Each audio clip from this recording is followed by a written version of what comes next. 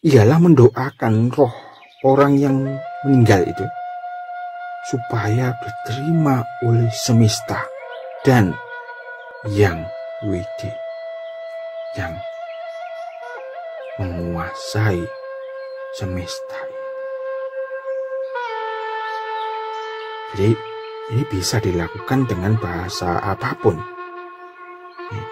Tidak melulu kita harus memakai bahasa kawi, memakai mantra yang rumit atau apa, tapi kita memakai bahasa sehari-hari juga bisa. Untuk contohnya, Sang Hyang Widi, Sang Pangeran Akarya Jagat, atau kita menyebutnya Tuhan atau apa, terimalah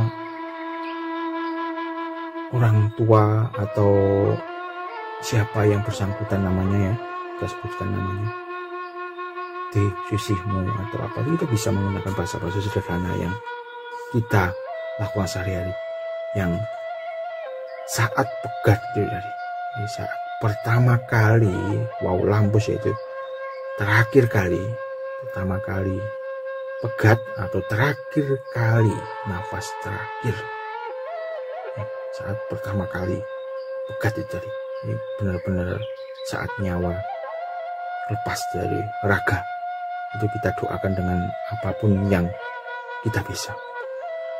Kemudian setelah selesai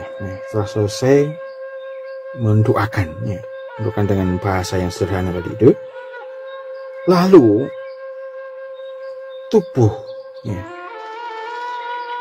atau jasad yang sudah ditinggalkan oleh roh itu tadi dibuat sedemikian rupa agar terhindar dari penglihatan yang mengerikan dan terhindar dari bau atau lalat atau macam-macam fisik. Bahasanya itu, kasarannya itu kita tutupi atau kita kemuli. Nah, itu kita tutup dengan kain dan lainnya supaya tidak terlihat. Tidak terlihat orang banyak, atau apalagi sampai didatangi oleh hewan-hewan kecil, sekecil apapun lalat dan sejenisnya. Secara simbolis dilakukan dengan diukup air cendana atau wewangian, diukup, jadi dibasuh, bukan dimandikan loh, tapi dibasuh, diukup itu dengan air yang wangi gitu, supaya itu tidak berbau, itu maksudnya. Kemudian kan ditutup dengan kain batik atau kain apa. Kalau orang-orang masa lampau itu pakai jarik, yaitu kain yang biasa dipakai oleh nenek atau kakek kita, orang tua kita sebagai kamben, kain batik itu, cewek ya kalau bahasa kami. Nah, kemudian setelah itu kemudian dimandikan, atau kalau tadi itu kan membasuh ya, diukup air itu, ini beda. Jadi sekarang itu dimandikan, atau dalam bahasa kawinya itu disebut dengan nyiramin layon. Nah, ini bab selanjutnya ini, setelah meninggal, yaitu dari susunannya, sekarang nyiramin layon atau memandikan jenazah. Jadi perlengkapannya ya sekarang sekalian ya, perlengkapannya untuk nyiramin layon itu kalau masa lampau itu begini. Jadi ada yang disebut dengan papaga, papogo, atau papage, itu kalau bahasa kawi. Kalau zaman sekarang bahasanya apa ya, tandu, atau keranda, tandu ya itu. Kemudian ada lagi sarananya itu ulap-ulap, lap gitu. Itu secari kain putih yang dibentang di atas tempat memandikan di pekarangan atau apa, atau di depan rumah kita itu disebut dengan ulap-ulap. Kemudian air penyiraman, ya air untuk memandikan itu, atau air tawar itu ya, di dalam gentong atau apa gitu. Jadi alat-alatnya, pengringkesannya, untuk pengringkesannya itu, atau bahasa kawinnya itu panglelet, bisa juga disebut pengringkesan, itu panglelet gitu. Kalau bahasa kawin, alat-alatnya itu, jika mungkin dapat diusahakan ini ya, keramas, kemudian kakrik, ya, kakrik, kemudian bablonyo putih kuning, gadung, ya, gadung itu, kemudian daun tunjung, kapas, ya kapas putih itu, kemudian daun intaran, kemudian bunga menur, kemudian wajah itu, kemudian daun tuwung, kemudian pecahan cermin, kemudian bunga-bungaan berbagai warna ya, bisa bunga mawar dan sejenisnya, kemudian ampok-ampok, kemudian kawangin itu yang wangi-wangian itu ya, kemudian angkep, itu. Kemudian tempatkan semua alat-alat ini pada tempatnya masing-masing. Kemudian selanjutnya, jika semua itu sulit ya, kalau yang di tempat yang jauh mungkin kita susah mendapatkan daun tunjung atau gadung gitu, maka janganlah menjadi penghalang ya untuk atiwa-tiwa ini, karena yang dicari tidak ada ya. Nah, maka kita bisa menggunakan apa adanya di antara itu semua tadi itu. Kalau itu kan lengkap ya gitu. Tapi sama daun gadung atau apa namanya, daun intarannya nggak ada, atau bunga menurnya nggak ada, ya tinggalkan, apa-apa. Itu kan lengkapnya. Kemudiannya nggak ada ya benar-benar nggak ada, ya nggak ada, nggak usah dipakai. Tapi kalau memang ada di sekeliling kita, atau kita bisa mendapatkan, jauh lebih bagus supaya lengkap. Tapi lengkapnya seperti yang saya sebut barusan. Lain daripadanya ya, itu yang tersebut di atas itu, kita perlu diperhatikan juga ialah air. Nah, air atau bahasa kawinnya itu disebut dengan tirte. Nah, tirte ini bisa didapatkan dari sumber air yang murni. Kalau air ini air umum gitu kan ya bisa, tetapi kita perlu tirtenya, air juga, tetapi air yang dikhususkan. Ini dapat diambil dari, kalau zaman kuno itu bisa diambil di Kayangan 3. Tetapi kalau sekarang, kalau di luar Bali, kalau di Bali ada, kalau di luar Bali, kalau nggak ada, bisa digandingkan dengan air yang pertama kali keluar dari sumber air itu. Tapi kalau ada, kita bisa mengambilnya dari tirte dari Kayangan 3. Nah, kalau nggak ada, ya itu diambil dari sumber air yang pertama kali mengalir. Itu sedikit saja, cukupnya, bisa dicampur dengan air yang lain. Kemudian tirte lagi dari Kayangan Susuhunan.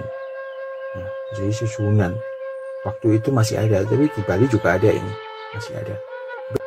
Kemudian tirte pembersihan. Jadi jika semua kayangan tersebut di atas belum ada ini, jadi kita bisa mendirikan.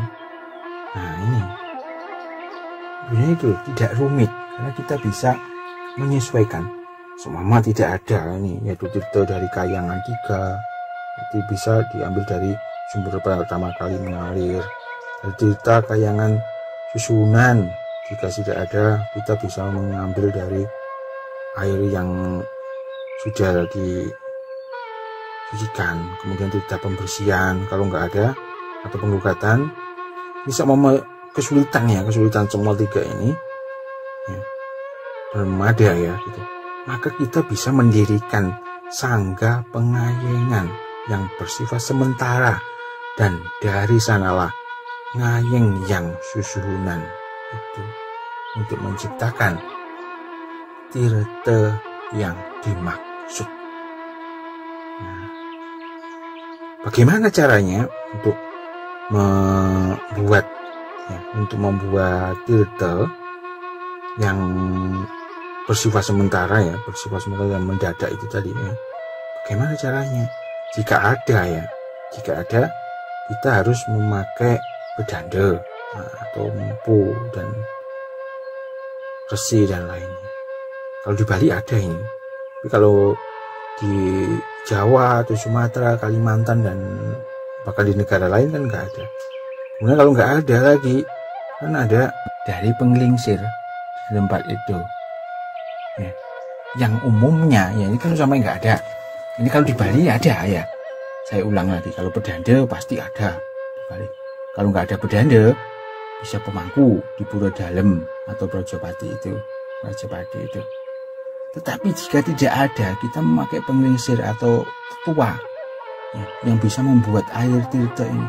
Kita ambil, kita dari keluarga yang paling tua.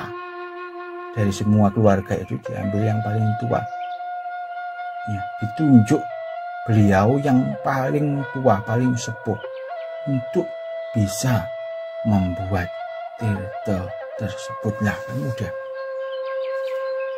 Nah, itu penjelasan menurut lontar yang ditulis oleh Begawan Semeru. Jadi tidak rumit sebetulnya. Begitu.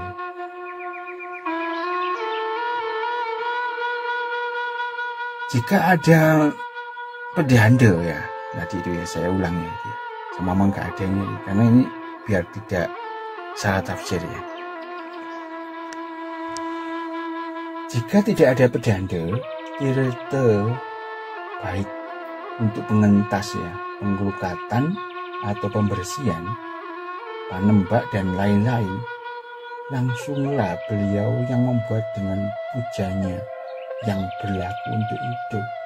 Jadi jika yang ada hanya pemangku dalam dan yang sederajat dengan itu, maka semua tirta yang digunakan harus melalui lumbung, yaitu dengan memohon melalui pengastawa atau sonteng itu ya, kepada Sang Hyang Widi atau betara yang segera ngayeng ya, linggih sementara tersebut yang saya sebutkan di awal tadi, tempat yang sementara. Jadi maupun dalam menghadapi pelinggi yang sudah ada sebelumnya, selama ada akan gitu. Tapi kalau ini tadi kan kita ini darurat. Tetapi jika tidak ada semuanya ya yang saya sebutkan tadi itu, tetapi yang ada adalah orang paling tua dari keluarga kita, maka itu bagi mereka beliau-beliaunya itu yang sudah merasa berumur paling tua itu tadi dari dalam keluarga itu, sebaiknya secepatnya, sekurang-kurangnya untuk melakukan puja dengan sama nggak bisa mantra, nggak bisa apa dan lain-lain, itu dengan bahasa yang bisa digunakan sehari-hari. Mungkin bisa sang pangeran, Sang Hyang Widi dan apa gitu, saya meminta begini begitu untuk bisa membuat tirta, kan gitu. Bahasa-bahasa sederhana. Nah, sekarang pelaksanaan memandikan jenazah dapat diatur sebagai berikut ini. Jadi pertama, ya, tadi kan sudah ada tirtanya dan lain-lainnya, sarananya sudah ada. sekarang menurunkan jenazah dari balai-balai, ya, tempat yang pertama saya sebut tadi itu, yang supaya tidak berbau, tidak dikerumuni binatang-binatang kecil dan sejenisnya. Jadi terlebih dahulu jenazah diturunkan dari balai-balai yang saya sebutkan tadi itu, lalu diusung ke Natal, di mana setelah dipasang papaga, setelah jenazah itu dibuka ya pakaiannya setelah dibuka, pertama kali disiram dengan air tawar, air tawar yang sudah disiapkan tadi itu, dibersihkan seperlunya, ya, mulai rambut hingga kaki, ya. Jadi air yang sudah tadi itu, air yang saya sebutkan tadi itu, ya. Dalam ini penyiraman ini bertujuan untuk memusnahkan atau melemahkan unsur-unsur kekotoran dalam tubuhnya yang dalam bentuk, ya, dalam bentuk nyata atau tidak nyata, atau simbolis, yaitu perbuatan-perbuatan salah yang pernah dilakukan yang bersangkutan, ya. Kemudian caranya tahap keduanya setelah itu, setelah dibersihkan, jenazah disiram lagi dengan air harum. Jadi air harum tadi air tawar yang dicampur dengan wangi-wangian yang saya sebutkan tadi itu. Nah, ini bermaksud mensucikan roh orang yang meninggal untuk dapat mencapai bersatunya dengan Atman dan alam serta penguasa jagat raya. Jadi kemudian ya setelah dimandikan, ya, 2 kali itu masuk 2 kali. Kemudian memasang reramuan. Ini yang sarana-sarana yang sudah dipersiapkan tadi itu, yang saya sebutkan tadi. Jadi yang dinamakan reramuan itu ialah sarana-sarana seperti gadung tadi itu, kapas, wangi-wangian dan lain-lain yang saya sebutkan tadi. Jadi selesai memandikan, maka jenazah itu diselenggarakan sebagai berikut ini. Ya, dilakukan cara-caranya setelah dimandikan. Jadi mengerik kuku. Jadi kukunya ini dikerik, kuku kaki dan tangan. Kemudian mengikat dengan benang kedua ibu jari kaki menjadi satu. Kalau bahasa kawinnya itu disebut dengan meitik-itik, ya, jadikan satu, ikat dengan benang putih. Kemudian mengikat ibu jari kedua tangan, mengikat ibu jari kedua tangan yang disebut juga meitik-itik juga, dan kemudian pasang kewangen tadi itu. Selaku kewangen, ya, pengubaktian sebuah mesiksik, kemudian makramas. Maksud upacara ini, ya, maksud ini yang dilakukan ini untuk mempersatukan roh yang meninggal, orang yang bersangkutan yang meninggal itu dunianya ke arah tujuan yang didoakan, yaitu akhirat. Kemudian tahap selanjutnya itu disebut dengan bablonyo.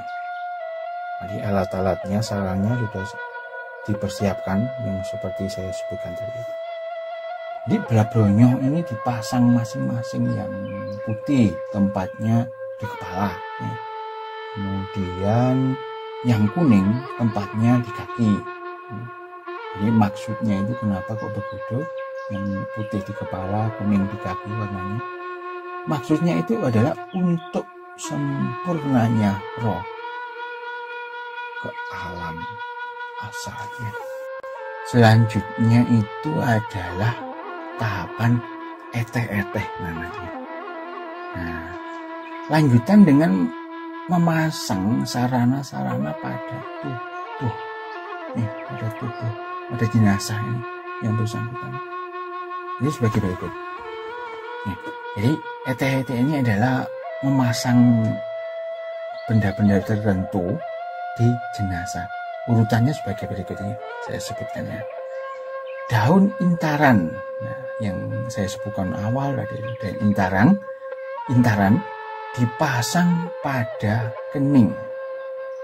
Nah, gadung dipasang pada dada. Pusuh menur pasang pada lubang hidung. Cermin dari yang pecahan cermin itu, kotak kecil gitu ya, cermin tapi kecil gitu, dipasang pada kedua mata jenazah. Wajah pasang pada giginya.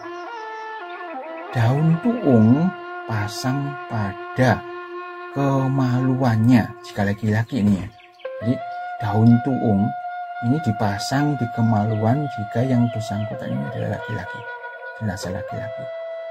Tapi kalau jenazahnya perempuan, daun tunjung yang dipasang pada, ditutupkan kepada kemaluan jika perempuan.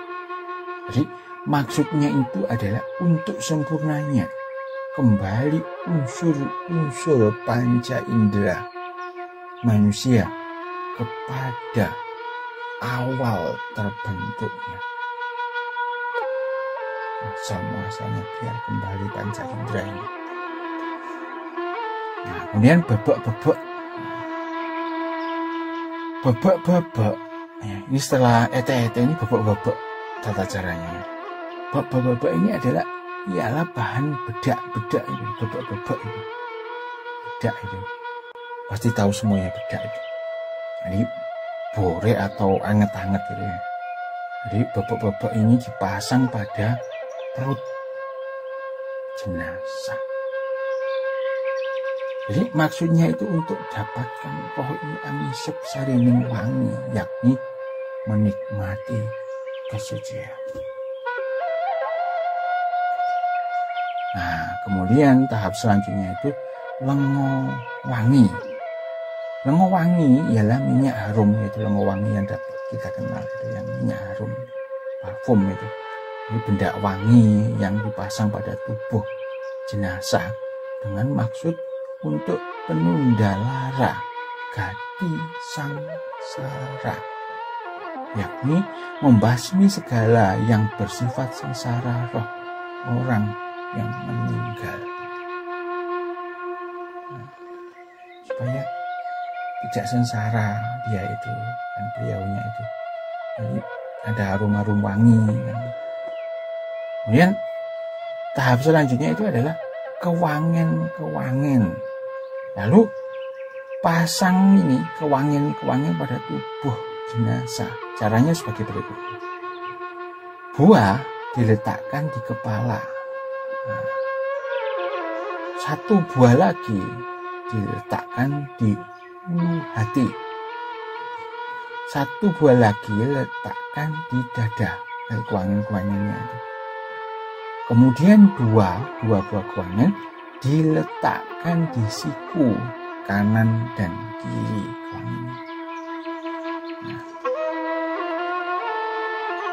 dua buah lagi diletakkan di lutut kanan dan kiri.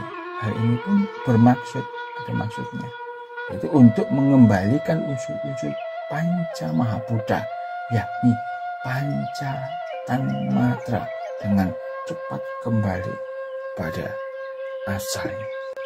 Nah, selanjutnya adalah ada prosesi yang disebut dengan mawastro atau mawastra atau mawastra. Jenazah kemudian dipasang kain mawastra, itu kayak kain selengkapnya, dan secara simbolik berfungsi akan persiapan muspo. Jadi wastra itu memasang kain, wastra itu. Jadi tidak dikerubungi seluruh tubuhnya loh maksudnya ya, tidak dibungkus total gitu enggak. Jadi melainkan sebagian wajahnya sih yang dibuka. Maksudnya itu pakaian ini akan menyatukan bayu sabda idep ke semua unsur-unsur baik dan bersifat skala maupun skala dan kembali ke asalnya. Kemudian tahap selanjutnya kita akan melakukan tahapan yang disebut dengan Maktian ke Suryo. Semua lengkap, maka yang bertugas menjalankan upacara ini atau ini kegiatan ini mohon kehadapan Sang Hyang Widi, ya. Tirta pengobatan tadi itu pembersihan, pula jenazah ini diperciki tirta pengelukatan, pembersihan dan tirta penyungsan yang sudah dipersiapkan tadi itu. Nah, setelah semua lengkap, dipasang wastra, kemudian dibersihkan dengan tirta penggelukatan dan pembersihan yang sudah dipersiapkan tadi tirta itu. Nah, prosesi selanjutnya itu adalah Banten Arpan. Jadi setelah kita memohon kepada Sang Hyang Surya, pada Sang Hyang, di hadapan Sang Hyang Surya, maka jenazah lalu ditiap dengan bebanten tadi itu dengan cawi itu yang disebut dengan bubur piroto, nasi angkek dan saji.